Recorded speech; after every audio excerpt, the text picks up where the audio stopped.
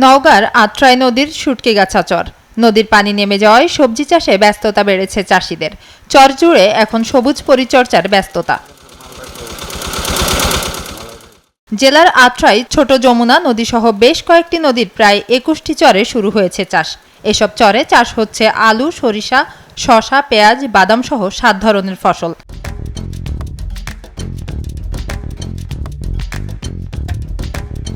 আমাদের এখানে অনেক কিছু চাষ হয়, যেমন আলু, সরিষা, ক্ষীরের আবাদ হয়। শীতের মৌসুমের শেষের দিন ধান লাগানো হয়, ধান মনে করো হয়, অনেক জমিতে ভুট্টা হয়, এরকম হয়। যে ওইদিকে মনে করেন যে 12 মাস ফসল ফলাই জমিতে, আর আমাদের এখানে 12 মাস না, মাত্র 6 মাস আমরা ফসল ফলাই।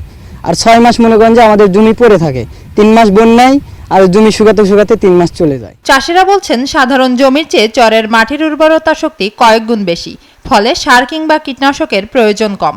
অন্যদিকে পাশেই নদী থাকায় সেচ খরচও কম হয়। সব মিলিয়ে বড় সঞ্চয় তৈরি হয় চাষিদের ঘরে। 10,000 করে বিঘাকে খরচ হয়, অন্য মাঠে হয় 20,000, মানে ডবল। কারণ এই যে বন্যার পানি উঠে ডুবে যায়, পলি আসা পরে, এই জন্য শক্তিশালী বেশি, সার পাউস কম লাগে। আলু বা ক্ষীরাতে আমাদের 30,000 টাকা বিঘা প্রতি খরচা পড়লে আমাদের বিক্রি 1,20,000 30,000 টাকা বিক্রি হয়। এই মাঠে আলু, ক্ষীরা, সরষে, ভুট্টা চাষ হচ্ছে। জেলা কৃষি সম্প্রসারণ অধিদপ্তর বলছে, চর ফসল এটি কৃষকের একটি বাড়তি আয়ের খাত। সাধারণ জমির তুলনায় চরের সবজি চাষে রোগবালাই কম হয়। অন্যদিকে মাটির উর্বরা শক্তি বেশি হওয়ায় ফলন হয় অধিক। এটা একটা বাড়তি ফসল। যে চর এলাকাটা আমাদের পতিত থাকতো, সেই পতিত জমিটাকে আমাদের চাষের আওতায় নিয়ে আসা হচ্ছে।